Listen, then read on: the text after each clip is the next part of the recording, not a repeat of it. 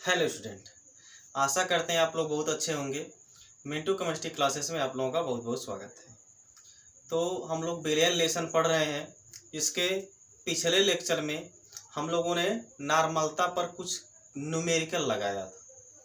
इस क्लास में हम लोग नॉर्मलता पर कुछ और न्यूमेरिकल लगाएंगे, जिसमें हम आपको पिछले क्लास में रिलेशन जो हम आपको बताए थे नॉर्मलता तथा घनत्व में संबंध, उसी वाले फार्मूले पर यहाँ पे हम लोग कुछ और न्यूमेरिकल लगाने का प्रयास करेंगे, जो कि बहुत ही इंपॉर्टेंट क्वेश्चन है। ठीक है ना। तो चलिए देख लेते हैं पहले क्वेश्चन क्या होता है, इसके बाद फिर हम इसको सॉल्व कर लेते हैं। ठीक है ना। देखिए क्वेश्चन में बोला गया है कि एक विलयन में 12.6 ग्राम ऑक्सैलिक अम्ल घुला है। इस विलयन का घनत्व 1.10 ग्राम प्रति मिली है तथा इस विलयन का कुल द्रव्यमान 550 ग्राम है। इस विलायक की नॉर्मलता क्या होगी, विलयन की नॉर्मलता क्या होगी। ठीक है ना। तो देखिए फार्मूला जो हम आपको पिछले क्लास में बताए थे नॉर्मलता तथा घनत्व में संबंध, वो क्या होता है फार्मूला, यही होता है n बराबर WA गुणे D गुणे 1000 बटे EA, और यहाँ पे गुणे क्या होता है WB होता है। यहाँ पे WA क्या होता है, विलेय पदार्थ का द्रव्यमान। WA क्या है, विलेय पदार्थ का द्रव्यमान है, और आपका D क्या है, घनत्व होता है। और आपका जो EA है वो क्या है, विलेय पदार्थ का तुल्यांकी भार है, और आपका जो WB है वो क्या है, विलयन का द्रव्यमान है। ठीक है ना। तो पहले क्वेश्चन में क्या क्या दिया गया है उसको हम लोग यहाँ पे लिख लेते हैं, तब इससे आपको सवाल लगाने में आसानी हो जाएगी। ठीक है ना। कभी भी न्यूमेरिकल लगाया करिए तो फार्मूला लिखने के बाद इसमें दिया क्या क्या गया है उसको आप लोग तुरंत नोट कर, यानी उसको तुरंत लिख लिया करिए, जिससे आपको समझ में आ जाएगी इसमें पूछा क्या गया है। ठीक है ना। और दिया क्या गया है। ठीक, चलिए देखिए। तो पहले यहाँ पे देखिए WA का मान यहाँ पे क्वेश्चन में दिया गया है, कितना दिया गया है, WA क्या है 12.6 ग्राम क्या है, ऑक्सैलिक अम्ल। तो ऑक्सैलिक अम्ल का जो फार्मूला होता है वो होता है C2H2O4 × 2H2O। इसका जो द्रव्यमान दिया गया है वो 12.6 ग्राम दे दिया गया है, ये आपको क्वेश्चन में गिवन है। ठीक है ना। इसके बाद फिर क्या बोला गया है, आपको इसका घनत्व भी दे दिया है, यानी कि D बराबर आपको दे दिया गया है 1.10 ग्राम प्रति मिली, ये भी आपको दे दिया गया है, इसका घनत्व भी। इसके बाद फिर क्या दिया गया है, देखिए जो आपका WB है उसका मान भी दिया गया, यानी कि जो आपका विलयन का कुल द्रव्यमान है वो भी दिया गया है, यानी कि जो आपका WB है वो भी दे दिया गया है 550 ग्राम दे दिया गया है। ठीक है ना। अब देखिए क्वेश्चन में हमको EA का मान तो पहले कैलकुलेट करना होगा। EA का मान कैसे कैलकुलेट किया जाता है, हम 9वें क्लास में यहाँ पे आपको, यानी कि 9वें क्लास में वहाँ पे आपको बताया गया है। अगर आपको नहीं मालूम है कि EA का मान कैसे कैलकुलेट करते हैं, यानी कि तुल्यांकी भार कैसे निकालते हैं, तो आप लोग वहाँ पे जाकर के सर्च कर लीजिएगा। वहाँ पे प्ले लिस्ट में जाएंगे तो 9वां लेक्चर वहाँ पे आपको मिलेगा, 8वां या 9वां लेक्चर मिलेगा। ठीक है ना। उसमें हमने आपको एकदम बेहतरीन तरीके से एकदम डिटेल से EA का मान कैलकुलेट करने के लिए बताया था। ठीक है ना। तो चलिए देखिए यहाँ पे आइए। तो देखिए EA बराबर क्या होता है, तो फार्मूला याद होगा आपको, नहीं याद है तो फिर हम आपको एक बार फिर से फार्मूला बता दे रहे हैं। EA जो होता है तुल्यांकी भार है। तुल्यांकी भार कैसे निकलता है, पदार्थ का द्रव्य यानी कि पदार्थ का अणुभार बटे यक्स, और यहाँ पे यक्स क्या होता है, अगर एसिड है तो उसकी बेसिडिटी लिया जाएगा, और बेस है तो उसकी एसिडिटी लिया जाएगा। ठीक है ना। और अगर आपका साल्ट है तो क्या होगा, इसको भी हमने पिछले क्लास में जो है कि इसके बारे में डिटेल में डिस्कशन किया था। ठीक है ना। तो आप लोग जाकर के वहाँ पे देख लीजिएगा, सब आपको समझ में आ जाएगा वहाँ पे। ठीक है ना। तो EA का मान कैसे निकलेगा, पदार्थ का द्रव्यमान यानी कि पदार्थ का आणविक द्रव्यमान बटे क्या होता है यक्स। तो पदार्थ का आणविक द्रव्यमान, पदार्थ आपका क्या है देखिए, जो कि क्या है ऑक्सैलिक अम्ल है, C2H2O4 × 2H2O। इसका जब आप अणुभार कैलकुलेट करेंगे तो कितना आ जाएगा, हम यहाँ पे डायरेक्ट लिख दे रहे हैं 126 हो जाएगा, बटे आपका कितना हो जाएगा, इसमें जो यक्स का मान होगा वो कितना हो जाएगा, 2 हो जाएगा। देखिए C2H2O4, इसमें जो आपका C2H2 यानी जो आपका ऑक्सैलिक अम्ल है वह कितना H प्लस साइन डोनेट करेगा, तो आप बोलेंगे 2 H प्लस साइन डोनेट किया, इसीलिए यहाँ पे जो यक्स का मान हो जाएगा वो कितना हो जाएगा, आपका 2 हो जाएगा। तो क्या हो जाएगा आपका EA = 126 बटे कितना हो जाएगा 2। जब आप इसमें काटेंगे तो यानी इसको जब भाग देंगे कितना हो जाएगा आपका भाई 63 हो जाएगा। यानी EA का मान यहाँ से निकाल लिए हम लोग, कितना आ गया आपका 63 आ गया। अब सबका मान दे दिया गया है, अब इस फार्मूले में केवल रख करके हम लोगों को क्वेश्चन जो है कि निकालना है, यानी कि इसको सॉल्व कर देना है, इसको निकाल देना है। ठीक है ना। तो चलिए देखते हैं। देखिए WA का मान कितना दिया गया है आपका क्वेश्चन में, तो n बराबर कितना हो जाएगा 12.6 ग्राम दिया गया है। इसके बाद फिर क्या है D का मान कितना है 1.1 जीरो दिया है तो जीरो लिखिए ना लिखिए, जीरो तो होता ही है, ठीक है ना। इसके बाद फिर या फिर चलिए लिख ही देते हैं आपको अगर दिक्कत हो रही है तो, ठीक। गुणे यहाँ पे क्या होता है 1000 होता है, ठीक, फार्मूले में ही दिया गया है। और बटे यहाँ पे क्या है EA का मान हम लोगों ने कितना निकाला है 63 निकाला है। और गुणे यहाँ पे क्या है WB, इसका मान क्वेश्चन में कितना दिया गया है 550। इसी को आपको सॉल्व कर देना है। तो कैसे सॉल्व करेंगे, देखिए A 0 0 से कट जाएगा, ठीक ना। इसके बाद फिर आपका कितना हो जाएगा, जब आप 5 से यहाँ पे क्या कर दीजिए 5 से काट दीजिए, 5 1 के 5, यहाँ पे 5 1 के 5, यहाँ पे कितना हो जाएगा 5 दूनी 10, यहाँ पे 0 हो जाएगा, ठीक है ना। तो n बराबर आपको मिलेगा 12.6 गुणे यहाँ पे देखिए कितना है 1.1 है, ठीक। और गुणे यहाँ पे क्या बचा है 20 बचा है, और बटे नीचे कितना बचा है आपका 63, और गुणे यहाँ पे कितना बचा है 11। तो देखिए यहाँ पे 20 है तो 20 से हम 10 को निकाल ले रहे हैं और इस 10 का गुणा इसमें करा दे रहे हैं इधर, ठीक ना। तो यहाँ से आपको क्या मिल जाएगा 12.6 गुणे यहाँ पे कितना हो जाएगा 11 हो जाएगा, और गुणे 2 हो जाएगा, और नीचे क्या बचेगा आपका 63, और गुणे यहाँ पे क्या हो जाएगा 11 हो जाएगा। अब देखिए 11 से कैंसिल हो जाएगा, क्या बचा आपका n इक्वल टू 12.6 गुणे कितना हो जाएगा आपका 2, और बटे नीचे कितना हो जाएगा आपका 63 हो जाएगा। क्या काम करिए ऊपर नीचे 10 से गुणा करा दीजिए ताकि दशमलव हट जाए। तो दशमलव को हटाने के लिए तो यहाँ पे देखिए कितना हो जाएगा 126 हो जाएगा, गुणे यहाँ पे कितना बचा है 2, और बटे नीचे कितना है आपका 63, और यहाँ पे गुणे क्या हो जाएगा 10, 63 दूना 126, यहाँ पे कितना हो जाएगा, तो n इक्वल टू 2 का गुणा 2 में कराएंगे तो 4, और बटे यहाँ पे कितना हो जाएगा 10। जब आप 4 में 10 से भाग देंगे तो आ जाएगा 0.4, यानी कि इसमें जो नॉर्मलता आ जाएगा वो कितना आ जाएगा 0.4 आ जाएगा। एक बार फिर से हम आपको रिपीट करवा दें। देखिए क्वेश्चन में दिया क्या गया है, आपका WA का मान दिया गया था जो कि क्या था ऑक्जेलिक अम्ल था। ये आपका क्या हो जाएगा विलेय पदार्थ का द्रव्यमान हो जाएगा, कितना दिया गया है 12.6 ग्राम दिया गया था। इसके बाद घनत्व भी क्वेश्चन में दे दिया गया था 1.10 ग्राम प्रति मिली दिया गया था। WB का भी मान यहाँ पे दे दिया गया था कितना 550 ग्राम दिया गया था। EA का मान नहीं दिया गया था, उसको हमको कैलकुलेट करना होगा। कैसे निकलेगा, पदार्थ का आणविक द्रव्यमान बटे क्या होता है यक्स। पदार्थ कौन सा है आपका ऑक्जेलिक अम्ल, इसका अगर आप आणविक द्रव्यमान निकालेंगे तो कितना आ जाएगा 126। किसी को दिक्कत तो नहीं हो रही है, अगर दिक्कत हो रही है तो आप लोग कमेंट में बता दीजिएगा, हम इसका जो है कि आणविक द्रव्यमान निकाल करके बता देंगे। देखिए भाई इसका कार्बन कितना हो जाएगा 12 होता है, 2 कार्बन है 24 हो जाएगा, और हाइड्रोजन का 1 होता है तो 2 हाइड्रोजन है, ठीक। इसके बाद फिर ऑक्सीजन का कितना होता है 16 होता है, इसके बाद 4 ऑक्सीजन 16 से 64। जब आप इस सबको जोड़ेंगे और यहाँ पे 2H2O है, 2 और H2O का कितना होता है 18 होता है। जब आप मल्टीप्लाई कराएंगे तो कितना हो जाएगा 36 हो जाएगा, ठीक है ना। तो सबको जब ऐड कराएंगे तो 126 आएगा, ठीक है ना, बटे क्या हो जाएगा 2। तो EA का मान कितना आ जाएगा आपका 63 आ जाएगा, यानी कि 63 आ जाएगा, ठीक है। इसके बाद फिर क्या करना है, यहाँ से आपको n का मान निकालना है, तो सबका मान जो है कि यहाँ पे पुट अप कर देंगे, रख देंगे। इसके बाद फिर क्या किया हमने 0 0 से काट दिया था, 11 से यानी कि 5 से भी हमने काट दिया था, तो 5 1 के 5, 5 1 के 5, यहाँ पे कितना हो जाएगा 20 हो जाएगा। तो यहाँ पे आपका A आ गया। इसके बाद फिर हमने क्या किया, देखिए यहाँ पे 20 को हम लिख सकते हैं 2 गुणे 10, तो इस 10 का गुणा हमने इसमें करा दिया तो कैंसिल हो जाएगा, दशमलव हट जाएगा, तो 11 हो जाएगा, 11 से कट जाएगा। इसके बाद फिर क्या बचेगा, ऊपर नीचे हमने 10 से गुणा करा दिया ताकि यहाँ का जो दशमलव है दशमलव हट जाए, तो गुणा करा दिए हैं। तो आपका कितना आ जाएगा 126 गुणे 2 और बटे 63 गुणे कितना आ जाएगा 10, तो यहाँ कितना हो जाएगा 63 दूना 126 कट जाएगा, 2 दूना के कितना हो जाएगा 4 और बटे 10। तो जब आप 4 में 10 से भाग देंगे तो कितना आ जाएगा 0.4। यही हो जाएगा नॉर्मलता का मान यहाँ पे, ठीक है ना। तो एक क्वेश्चन जो है कि बहुत ही ज्यादा इंपॉर्टेंट था, घनत्व तथा नॉर्मलता में संबंध। अगर घनत्व दिया जाए तो नॉर्मलता कैसे निकालेंगे, और नॉर्मलता दिया जाए तो घनत्व कैसे निकालेंगे, उसके लिए हम लोग यही वाला फार्मूला जो है कि हमेशा यूज करेंगे, ठीक ना। इसको आप नोट करिए। इसके बाद फिर हम नेक्स्ट देखते हैं कि नॉर्मलता तथा मोलारता में क्या संबंध होता है, जो कि बहुत ही ज्यादा इंपॉर्टेंट होता है। इस पर भी कई बार न्यूमेरिकल पूछा गया है, ठीक है ना। तो जल्दी से इसको नोट करिए। इसके बाद हम इन दोनों में संबंध देखते हैं, रिलेशन देखते हैं। नोट कर लीजिए, हो गया, चलिए ठीक है।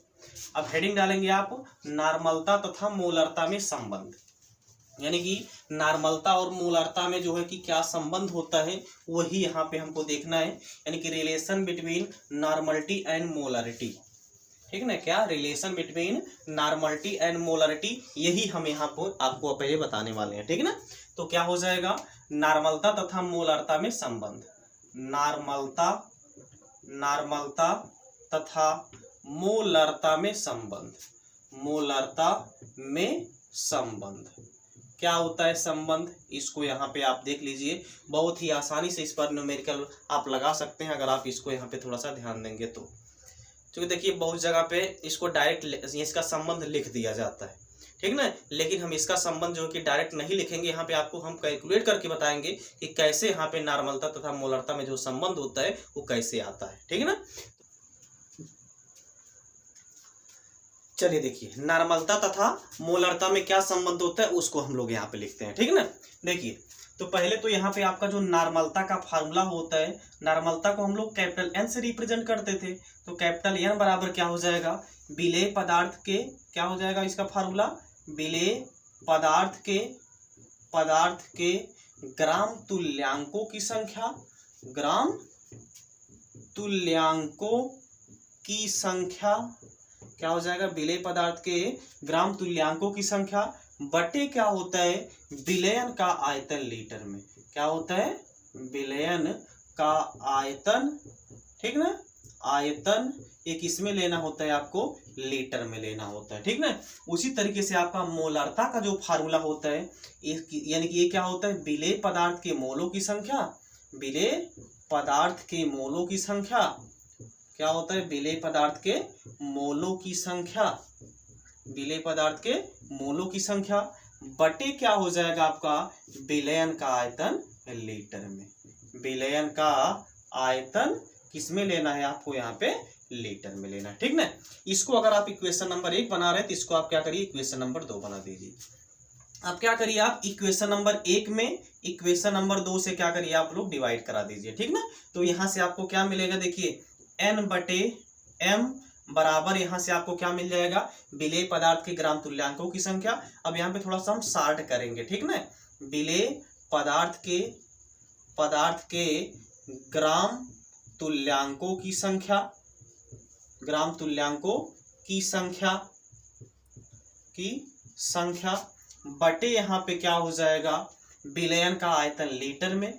क्या हो जाएगा यहाँ पे, विलयन का आयतन, ये किसमें लेना है, यहाँ पे आपको लीटर में लेना है। तो एक चीज देखिए, जब आप इसके बटे इसको करेंगे तो ये जो होगा कि इसको पलट देंगे हम लोग, डायरेक्ट हम यहाँ पे कर रहे हैं, देखिए समझिएगा, इसके बटे अगर आप यह लिखेंगे तो ये जो अंश है वो आपका, यानी जो आपका हर है वो पलट करके ऊपर चला जाएगा, तो ये गुणे हो जाएगा। यहाँ से इसको हम लिख सकते हैं, विलयन का आयतन लीटर में, विलयन का आयतन किसमें लेना है आपको, लीटर में, और बटे यहाँ पे क्या हो जाएगा, ये नीचे चलाएगा, विलेय पदार्थ के मोलों की संख्या। क्या बचेगा यहाँ से आपको, विलेय पदार्थ के मोलों की संख्या, पदार्थ के मोलों की संख्या, क्या हो जाएगा, विलेय पदार्थ के मोलों की संख्या। अब देखिए विलयन का आयतन लीटर में, विलयन का आयतन लीटर में दोनों कैंसिल हो गया, आपका क्या हो जाएगा, विलेय पदार्थ के ग्राम तुल्यांकों की संख्या बटे विलेय पदार्थ के मोलों की संख्या, ठीक ना। अब देखिए क्या मिलेगा यहाँ से, n बटे m बराबर, देखिए विलेय पदार्थ के ग्राम तुल्यांकों की संख्या कैसे निकलता है, विलेय पदार्थ का द्रव्यमान बटे या फिर विलेय पदार्थ का भार बटे विलेय पदार्थ का तुल्यांकी भार, ठीक ना। कैसे निकलता है, विलेय पदार्थ का भार, विलेय पदार्थ का भार बटे क्या होता है, विलेय पदार्थ का क्या होता है, तुल्यांकी भार, विलेय पदार्थ का तुल्यांकी भार, विलेय पदार्थ का तुल्यांकी भार, ठीक ना। अब देखिए आपको क्या करना है, बटे यहाँ पे देखिए विलेय पदार्थ के मोलों की संख्या, और विलेय पदार्थ के मोलों की संख्या बराबर क्या होता है फार्मूला, विलेय पदार्थ का द्रव्यमान बटे विलेय पदार्थ का आणविक द्रव्यमान, ठीक ना। तो ये पलट करके ऊपर चला जाएगा, ठीक ना। क्या मिलेगा यहाँ पे आपको, विलेय पदार्थ का, यानी कि मोलों की संख्या कैसे निकाला जाता है, विलेय पदार्थ का द्रव्यमान बटे विलेय पदार्थ का आणविक द्रव्यमान, ठीक ना। तो अगर आपको दिक्कत हो रही है तो चलिए हम यहाँ पे एक बार फिर से लिख भी दे रहे हैं, ठीक ना। तो आप इसको एक काम करिए, आप ऐसा लिख दीजिए, ठीक ना, समझ जाइएगा भाई। देखिए जब इसको आप पलट देंगे तो देखिए पहले यहाँ पे विलेय पदार्थ के मोलों की संख्या बराबर क्या होता है फार्मूला, विलेय पदार्थ का द्रव्यमान विलेय पदार्थ का आणविक द्रव्यमान।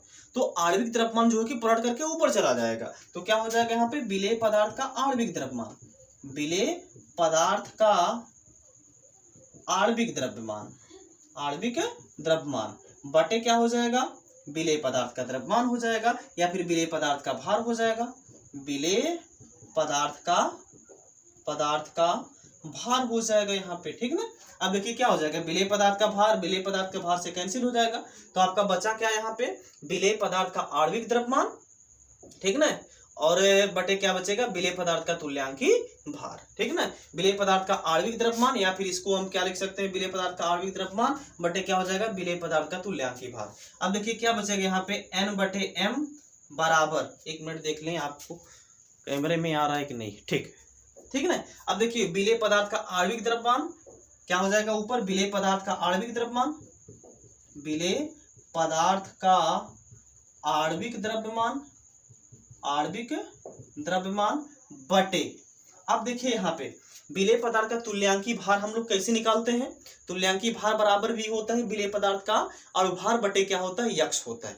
तुल्यांकी भार हम लोग कैसे निकालते हैं, अणुभार बटे यक्स होता है। तो यहाँ पे क्या हो जाएगा, विलेय पदार्थ का आणविक द्रव्यमान बटे यहाँ पे क्या हो जाएगा आपका, तो यहाँ पे बटे क्या हो जाएगा आपका, इसको हम यहाँ पे भी ही लिख दे रहे हैं, बटे क्या हो जाएगा यहाँ पे आपका यक्स हो जाएगा। अब देखिए इसके आगे हम इसको बढ़ा दे रहे हैं, देखिए जब यक्स हो जाएगा तो ये पलट करके ऊपर चला जाएगा, देखिए ये दोनों एक दूसरे से कैंसिल हो जाएंगे, तो आपका यहाँ से जो मिलेगा तो n बटे m बराबर क्या मिलेगा, यहाँ से आपको x ऊपर चला जाएगा तो बराबर क्या मिलेगा आपको x, तो n बराबर यहाँ पे आपको क्या मिलेगा, m इंटू x मिलेगा। यही रिलेशन आपको याद रखना है कि अगर नॉर्मलता और मोलरता में जो संबंध होता है वो क्या होता है, नॉर्मलता बराबर मोलरता गुणे x, जहां पे x क्या होता है, वैलेंसी फैक्टर होता है। इतनी बात सबको क्लियर हो गई। यही आपको रिलेशन जो है कि याद करना है, यही यानी कि जो आपका रिलेशन होता है यही रिलेशन आपको यहाँ पे याद रखना है, ठीक है ना। तो यहाँ पे एक बार फिर से हम इसको रिपीट करवा दे रहे हैं। देखिए आपको क्या करना है, नॉर्मलता तथा मोलरता में क्या संबंध होता है वही यहाँ से आपको कैलकुलेट करना था। तो नॉर्मलता बराबर क्या होता है, फार्मूला विलेय पदार्थ के ग्राम तुल्यांकों की संख्या बटे क्या होता है, विलयन का आयतन लीटर में। इसको हमने इक्वेशन नंबर 1 बना दिया। इसके बाद फिर मोलरता बराबर क्या होता है, फार्मूला विलेय पदार्थ के मोलों की संख्या बटे विलयन का आयतन लीटर में। अब देखिए क्या करना है, 1 में 2 से भाग देना है। जब 1 में 2 से भाग दे देंगे तो क्या मिलेगा, देखिए इसमें आपको इससे भाग देना है तो ये आपका हो जाएगा, और देखिए इसको हमने पलट दिया है, पलट करके ऊपर चला जाएगा तो आपका क्या हो जाएगा, विलयन का आयतन लीटर में, और बटे क्या हो जाएगा, विलेय पदार्थ के मोलों की संख्या। ये दोनों देखिए एक दूसरे से कैंसिल हो जाएगा, ठीक है ना। इसके बाद फिर बचा क्या यहाँ पे, विलेय पदार्थ का भार और बटे क्या हो जाएगा, विलेय पदार्थ का तुल्यांकी भार, ठीक है ना। क्या हो जाएगा, देखिए क्योंकि देखिए नीचे क्या है, मोलों की संख्या, यानी कि नीचे क्या बचा है आपका, यही ना बचा है, एक मिनट, ए देखिए विलेय पदार्थ के ग्राम तुल्यांकों की संख्या।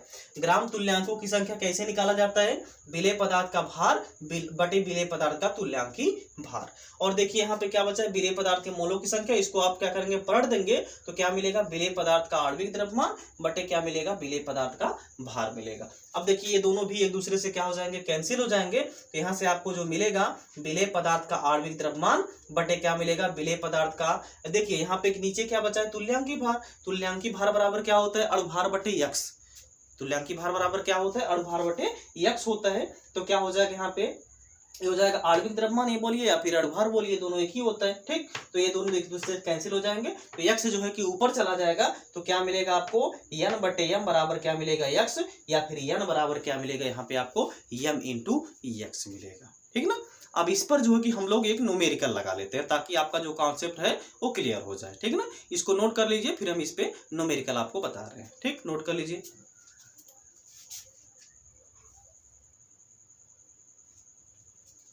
चलिए देखिए क्वेश्चन दिया गया है 0.25 n ऑक्सैलिक अम्ल की मोलरता ज्ञात कीजिए, ठीक ना। यहाँ पे आपको नॉर्मलता का मान दे दिया गया, नॉर्मलता का मान दिया है, यहाँ पे क्या पूछ रहा है आपको, मोलरता पूछ रहा है, ठीक ना। तो देखिए नॉर्मलता का मान कितना दिया गया, 0.25 n। इसमें सीधा सीधा हम लोग रिलेशन देख लेते हैं, ठीक ना। तो इसका मान कितना दिया गया, 0.25, 0.25 बराबर यम का मान आपको कैलकुलेट करना है, इनटू यहाँ पे यक्स है, इनटू यहाँ पे कितना है, यक्स है, यक्स का मान यहाँ पे कितना होगा, ये देखिए क्या है, ऑक्सैलिक अम्ल है। तो पिछले क्लास में यानी कि इसी में इसके पहले हम आपको बताए थे ऑक्सैलिक अम्ल में जो यक्स का मान होता है वो कितना होता है, तो कितना होता है यक्स का मान आपको याद होगा 2 होता है, ठीक ना, इनटू यहाँ पे क्या हो जाएगा 2 हो जाएगा, ठीक। तो यम इक्वल टू कितना हो जाएगा 0.25 बटे कितना हो जाएगा आपका 2, दशमलव हटाने के लिए ऊपर नीचे क्या करिए 10 से गुणा करा दीजिए। तो यहाँ पे आपका या तो फिर चलिए दशमलव हटाने के लिए ऊपर नीचे कितने से 100 से गुणा करा दीजिए, ठीक ना, 100 से। तो कितना हो जाएगा यहाँ से आपका 0 यानी कि आप कितना हो जाएगा, ये बचेगा आपका 25 और बटे यहाँ कितना हो जाएगा आपका 200, ठीक है ना। तो यहाँ से जब आप इसको डिवाइड कराएंगे तो कितना हो जाएगा, देखिए 5 से काट दीजिए, 5 पचे 25, 5 चौके 20, 5 एके 5, 5 आठे 40, ठीक ना, यानी कि क्या मिलेगा 1/8 मिलेगा। और जब आप 1 में 8 से भाग देंगे तो कितना मिल जाएगा 0.125 ये आ जाएगा, यही आपका किसका क्या हो जाएगा आंसर हो जाएगा, 0.125 इसका आंसर हो जाएगा, ठीक ना। तो ये आपका क्या था मोलारता, यहाँ से आपको कैलकुलेट करना था। तो इस फार्मूले पर आप यानी कि इस फार्मूले पर आप रख करके आसानी से मोलारता जो कि कैलकुलेट कर सकते थे, ठीक ना। तो इस क्लास में हम लोगों ने नॉर्मलता के ऊपर न्यूमेरिकल देखा और नॉर्मलता और मोलारता के बीच में क्या संबंध होता है उसको भी हम लोग यहाँ पे देखे, ठीक ना। अब नेक्स्ट क्लास में हम लोग किसी नेक्स्ट टॉपिक के साथ मिलते हैं, तब तक आप जहाँ पे भी रहिए खुश रहिए, मस्त रहिए, अपने माता पिता का ख्याल रखिए। तो मिलते हैं नेक्स्ट क्लास में। जय हिंद, जय भारत।